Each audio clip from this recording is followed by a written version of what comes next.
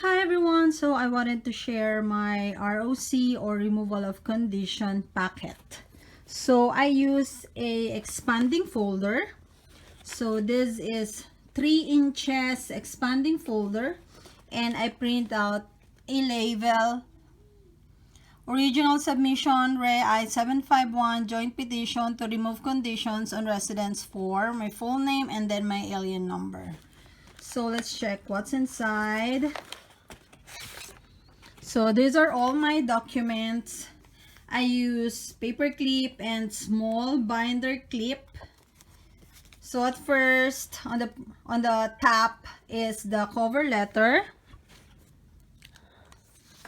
So I use the address USCIS, attention I-751 2501S, State Highway 121, Business Suite 400, Lewisville, TX 75067. I use this address because I will send my documents through UPS. So if you will send your documents through UPS, FedEx, you will use this address. But if you will use USPS, you will use the address which is the PO Box.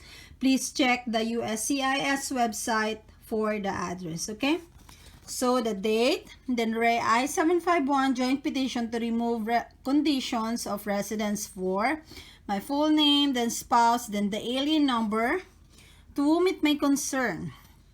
Please see enclosed joint petition for removal of conditions of permanent resident status for my wife. So my name, my wife entered US on a K-1 visa in October 16, 2016, and she received her conditional permanent resident card in June 24, 2017. So you will see the date, when did you arrive here in the United States on your I-94, and you will see the date, when did you receive your permanent resident card on your permanent resident card, which is the green card, and check the residence since. So that is the date that you will write on this cover letter, okay? Then I am enclosing the following documents to verify the status of our marriage and ongoing relationship. Application and biometrics fee totaling $680. Duly completed form G1145, e-notification of application petition acceptance. Duly completed and signed form I-751, petition to remove conditions of residence. Copy of my wife's permanent resident card, front and back. Copy of my wife's passport, biographic page and pages with stamp only. Copy of my U.S. passport showing proof of my U.S. citizenship. Then evidences of our bona fide relationship. Copy of our marriage certificate. Copies of sworn affidavit letter of support from family and friends. Copy of birth certificate of our child born during this marriage. Copy of confirmation of birth of our child during this marriage. Copy of U.S. passport of our child showing proof of U.S. citizenship. Copies of our joint tax return for 2007 and 2018. Copies of our 5-month statement of our joint bank accounts. I will explain later why 5. Then copy of our apartment rental contract showing joint occupancy. Copy of our utility bill showing joint account. Copy of my wife's state ID showing proof of same address. Copy of my driver's license showing proof of same address. Copy of my wife's W-2 year 2018 showing proof of same address. Copy of my W-2 year 2018 showing proof of same address. Copy of my wife's order through online account showing proof of same address. Copy of my order through online account showing proof of my same address. Copies of our airline tickets, boarding passes during our vacation in Canada. Copy of our travel insurance during our vacation in Canada. Pictures together from 2016 to 2019. And then, on the second page, Copies of documents submitted are exact photocopies of unaltered documents, and I agree to submit original documents to an immigration officer if required. We are happily living together and request that this petition be accepted. You may feel free to inquire at any of the sources enclosed documentation for validity of the statements, and you are always welcome to visit our home should you ever need to do so. Please advise me if you have any further questions regarding this petition. Thank you sincerely. So my husband's signature, my husband's full name. Okay. Then next, so this is the first clip. So I attach a label so that the USCIS officer that will check my document, he or she can easily know what documents inside of this clip. Okay, so first, payment of filing fee and biometrics fee of 680. Duly completed Form G1145 in notification of application petition acceptance. 3. Duly completed and signed Form I-751 petition to remove conditions of residence. 4. Copy of my wife's permanent resident card front and back. 5. Copy of my wife's passport biographic page and pages with stamps only. 6. Copy of my U.S. passport showing proof of my U.S. citizenship. So basically, on this clip, the fee, the forms, and then my green card, my passport, and then my husband U.S. passport showing of U.S. citizenship. Okay, let's check inside. So first, of course, the label. And then, so this is the form G1145. I signed this form. And then this is the form I-751. I used paper clip. I did not use staple wire. I just used paper clip. Okay. And then next, this is my front and back permanent resident card. Then next, this is my biographic passport. And then next, this is my visa and the stamps is here. And then next, this is my husband U.S. passport. Okay. So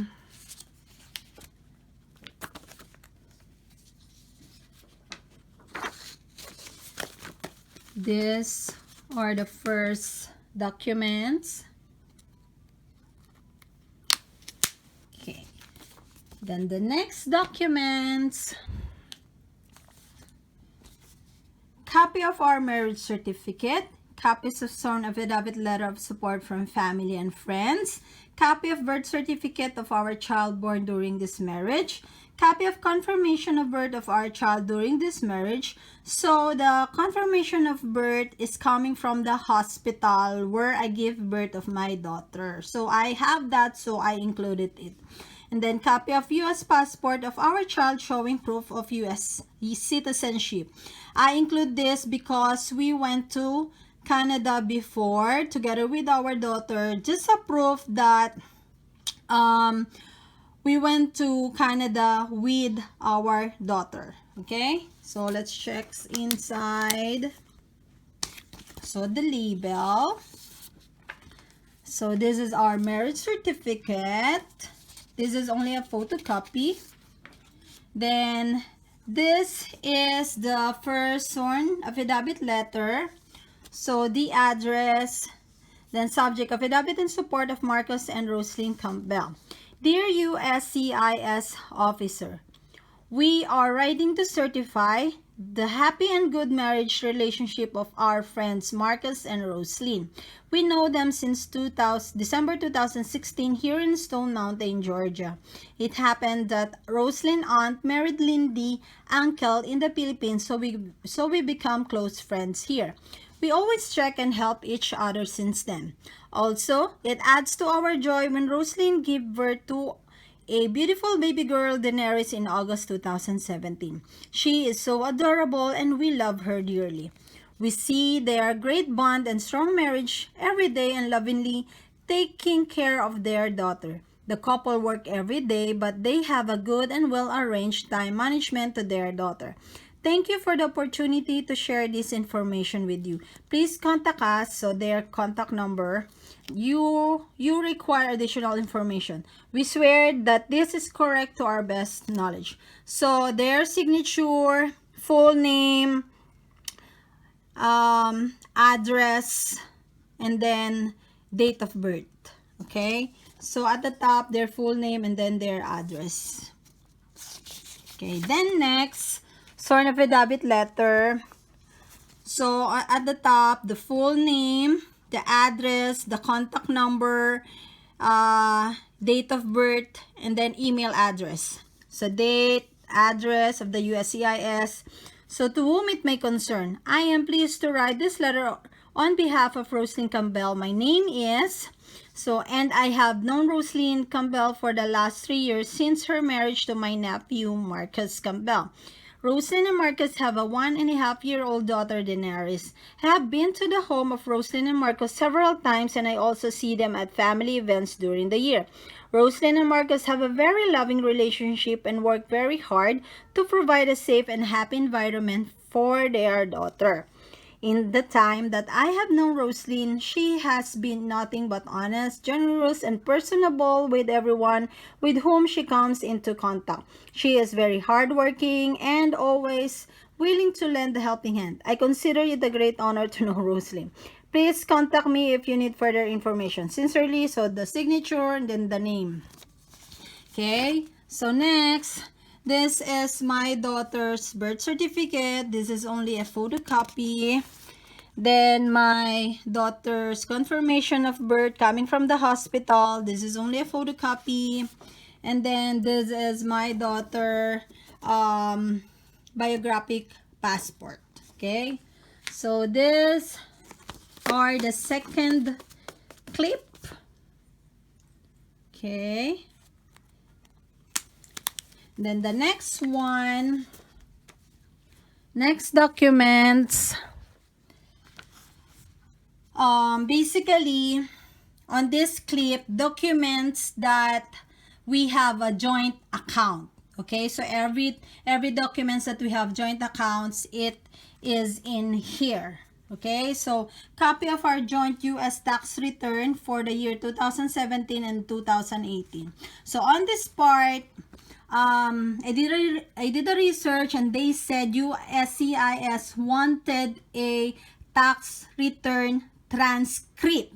So you can request to the IRS for your tax return transcript, and that's what I did. I requested a tax return transcript, and I photocopy all the pages, and that will be the one that I will submit to the USCIS, as in all pages. Okay, and then the second one, copy of our bank account statement showing joint account December 2016, December 2017, December 2018, January 2019, and February 2019. Why is that?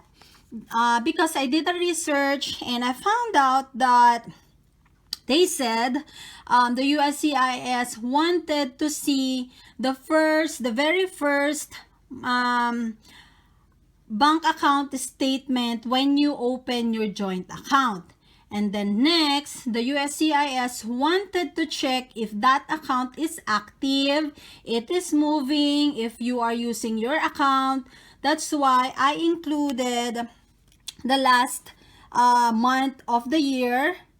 So the two last month of the year, and then the two current months of our bank account statement. So just to confirm for them that we are using that account, that the account is active. Okay, but it's up to you if you want to do same like what I did. So it's really up to you. And also I print out every bank account statement, all the pages. Okay, just like what I've said, the USCIS wanted to check if you are using that account, if there are all the transactions. And also, because I'm kind of worried because all the information of course of our bank account, the transaction is on our bank account statement if it is safe. But others said there's nothing wrong if the USCIS will see those transactions and your account number because they already know your social security number. And if they have your social security number, they can trace everything, all the details about you. So it's fine if you will send all the pages of the bank account statement, okay? And then next, copy of our apartment rental contract showing joint occupancy. And then copy of our utility bill showing joint account. Okay, I will not show all of those documents in here because it was written on the label and it's kind of confidential. I cannot put, I cannot stick paper or sticky note on the confidential information. Okay, so everything is on the label. Okay, then next,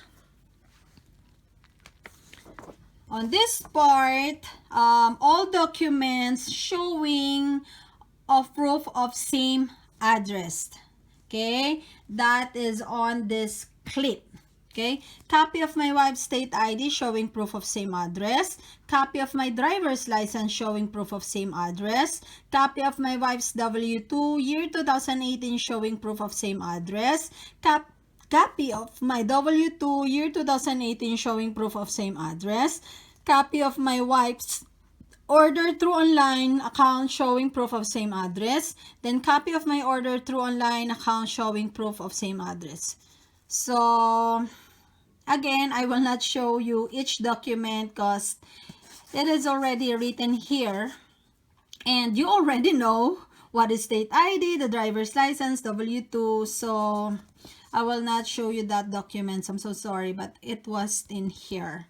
Okay, the W-2, that is only one page. So, and then the order through online, just print all the pages. If it is 2 pages, just print it out. Okay, and then next,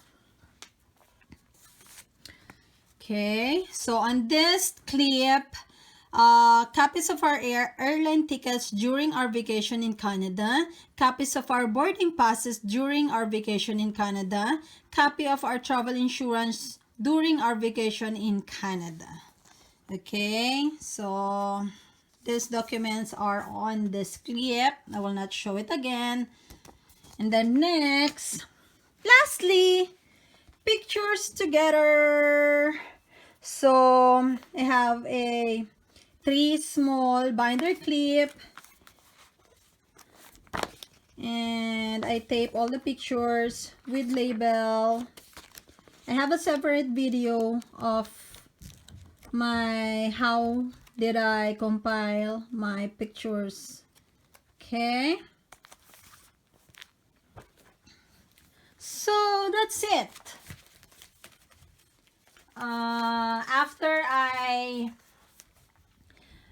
After I get the money order, I will include it here and ready to go. I will submit it. I hope everything will went well. I hope same like K1 and AOS, no interview and no RFE. I mean, K1 of course I need to have an interview, but AOS, no interview and no RFE. I hope everything will went well. So wish me luck. And I hope I give you an idea how will you file your removal of condition documents. Okay? Have a great day, everyone. Bye-bye.